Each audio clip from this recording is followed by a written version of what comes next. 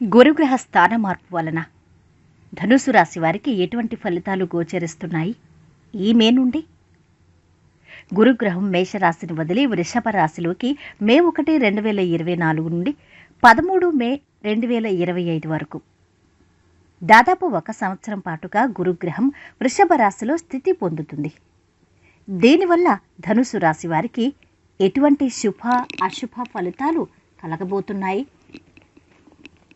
అదేవిధంగా వీరు చేయవలసిన దేవత ఆరాధన ఏది? ఈ పూర్తి వివరాలని వీడియోలో తెలుసుకుందాం. అంతకన్నా ముందు మా ఛానల్ని మీరు మొదటిసారి చూస్తున్నట్టయితే గనక ఛానల్ని సబ్స్క్రైబ్ చేసుకోండి. పక్కనే ఉన్న బెల్ ఐకాన్ని యాక్టివేట్ చేసుకోండి. దీనివల్ల మేము చేసే ప్రతి వీడియో నోటిఫికేషన్ ద్వారా మీ దాకా చేరుతుంది. ధనుసు రాశి. ధనుసు రాశికి అధిపతి గురుడే. గురువు అంటే శుభాలను ఇచ్చే గ్రహం. గురుడు కుటుంబం, కుటుంబ ఆనందం, సంతానం, అభివృద్ధి, వ్యాపారంలో అభివృద్ధి, ధనాభివృద్ధి, దైవ చింతన, అదేవిధంగా పెద్దవారు, గురువులు, తల్లి, తండ్రి, ఈ విషయాలన్నింటినీ కూడా ఇండికేట్ చేస్తుంది గురుగ్రహం.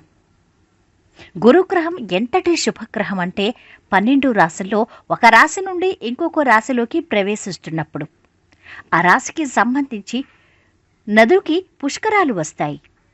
అయితే ఈ సంవత్సరం గురువు మేషరాశి నుండి వృషభ రాశిలోకి అడుగు పెడుతున్నప్పుడు మే 1 నుంచి నర్మదా నదికి పుష్కరాలు వస్తున్నాయి. అంతటి శుభగ్రహం ఈ గురుగ్రహం.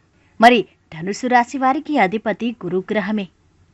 మరి ఈ గురుగ్రహం ధనుసు రాశి వారికి ఎటువంటి శుభ ఫలితాలను ఇస్తోంది చూద్దాం. ఇప్పటి వరకు ధనుసు రాశి వారికి అంటే ఏప్రిల్ 2024 వరకు 5వ స్థానంలో ఉన్నారు గురుగ్రహం. మే 1 నుంచి 6వ స్థానానికి వెళ్ళబోతున్నారు. 6వ స్థానం అంటే శత్రు, రోగ, రుణ బాధలు. ముఖ్యంగా చెప్పాలంటే 6, 8, 12 స్థానాలు త్రికాలు. అంటే అంత మంచిది కాదని చెప్పాలి. కాబట్టి ఈ సంవత్సరం వృధాగా రుణాలు చేస్తున్నట్టయితే గనక అవి తీర్చే పరిస్థితి మీకు ఉండదనే చెప్పాలి. ఇంకా అప్పుల పాలవుతారు. రుణాలు చేసుకోకుండా జాగ్రత్తగా ఉండాలి. ఇక మధ్యవర్తిత్వం, పూచీకత్తుల మీద వేరే వాళ్ళకి డబ్బు ఇప్పించడం, మధ్యవర్తిత్వం ఉండడం, ఇవన్నీ చేయకూడదు. ఈ సంవత్సరం ఖర్చులైతే అధికంగానే ఉంటాయి. 6వ స్థానంలో గురు దృష్టి 7వ స్థానం మీద పడుతుంది, 12వ స్థానం మీద పడుతుంది. కాబట్టి మీకు స్పిరిచువాలిటీ ఎక్కువగా ఉంటుంది. అదేవిధంగా సామాజిక సేవ కూడా చెయ్యాలనే దృక్పథం ఉంటుంది. బహుదూర ప్రయాణాలు కూడా చేస్తారు. ఇక గురు దృష్టి 10వ స్థానం చూస్తున్నారు. కాబట్టి ఉద్యోగంలో మాత్రం చాలా బాగుంటుంది. ఇప్పటి వరకు ఉద్యోగం లేని వారికి మంచి ఉద్యోగం దొరుకుతుంది.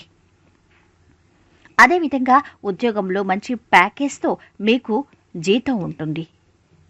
ఉద్యోగంలోనైతే ఏ సమస్యలు కనిపించటం లేదు ధనుస్సు రాశి వారికి. ఇంతకుముందు కేతు ఉన్నారు. అంటే మొండెం పైభాగం రాహువు, మొండెం క్రింది భాగం కేతువు.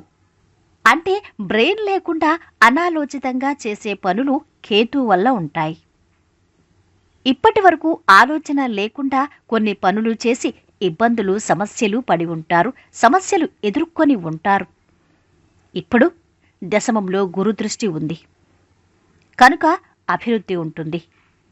కానీ కష్టపడాలి. ఎంత కష్టపడితే అంత అభివృద్ధి ఉంటుంది. అంతేకాని ఊరికే లక్ కలిసి రాదనే చెప్పాలి మీకు. ఇక 6వ స్థానంలో ఉన్న గురుదృష్టి 12వ స్థానం మీద ఉంది. కాబట్టి ఖర్చు ఎక్కువగా ఉంటుంది. ఆ ఖర్చు ఎలా ఉంటుంది? దూర ప్రయాణాల రీత్యా ఖర్చు ఉంటుంది. అంతేకాదు ఆధ్యాత్మికత వల్ల, ఆధ్యాత్మిక కార్యక్రమాలు చేపట్టడం వల్ల అనారోగ్యం మీద కూడా ఎక్కువగా ఖర్చు పెట్టాల్సి ఉంటుంది. ఈ విధంగా ఖర్చులైతే మీకు ఎక్కువగా ఉంటాయి. ఇక కోర్టు సమస్యలు తొలగిపోతాయి. సేవాభావం ఉంటుంది. 6వ స్థానంలో ఉన్న గురుదృష్టి 2వ స్థానం మీద పడుతుంది. అంటే ధనస్థానం మెరుగుపడుతుంది. కాబట్టి ఎక్కువగా కష్టపడి పని చేయాలి. అలా అయితేనే ఆదాయం మెరుగ్గా ఉంటుంది. ఇక ధనుసు రాశివారు తీసుకునే ఆహార విషయంలో జాగ్రత్తగా ఉండాలి. ముఖ్యంగా డయాబెటిక్, షుగర్ వ్యాధిగ్రస్తులు మాత్రం చాలా జాగ్రత్తగా ఉండాలి. ఎప్పటికప్పుడు టెస్టులు చేయించుకోవాలి. ఇక finance, banking, teaching, arts, insurance ఇటువంటి వ్యాపారాల్లో ఉన్నవారికి మాత్రం బాగా కలిసొస్తుంది. సమయం బాగుందనే చెప్పాలి. ముఖ్యంగా ధనుసు రాశివారు తీసుకునే ఆహార విషయంలో జాగ్రత్త. 6వ స్థానం అంటే రోగస్థానం. 6లో ఉన్న గురుడు దృష్టి ద్వితీయం మీద పడుతుంది. ద్వితీయం అంటే మకరం. మకర రాశి బలహీన రాశి. అందువల్ల అనారోగ్యం వచ్చే సూచనలు ఉన్నాయి. కాబట్టి ఆహారంలో జాగ్రత్తగా ఉండాలి. ఎక్కువగా కొవ్వున్న నిల్వ ఉంచిన ఆహార పదార్థాలు తీసుకోకూడదు. అంతేకాదు వేళ ప్రకారం భుజించాలి. క్వాలిటీ కలిగిన ఆహారాన్ని తీసుకోవాలి. గురుడు దృష్టి శని, రాహు మీద ఉంది. కాబట్టి గ్యాస్ట్రిక్ సమస్యలు వచ్చే అవకాశం ఉంది. ఈ విషయంలో కాస్త జాగ్రత్తగానే ఉండాలి ధనుసు రాశివారు. ఇక ద్వితీయ స్థానం అంటే మీరు జ్యోతిష్యం కానీ, వాస్తుశాస్త్రం కానీ, సంఖ్యాశాస్త్రం ఇటువంటివి ఎక్కువగా నేర్చుకునే అవకాశాలున్నాయి. ఆ విషయాల మీద ఎక్కువగా మీకు ఇంట్రెస్ట్ ఉంటుంది. ఇక ద్వితీయ స్థానం అంటే వాక్కు, 6వ స్థానం అంటే జగడత్వం. కాబట్టి మీరు మాట్లాడే మాట కాస్త జాగ్రత్తగా ఆచితూచి మాట్లాడాల్సి ఉంటుంది. మీ మాటలో సరళత్వం ఉండాలి.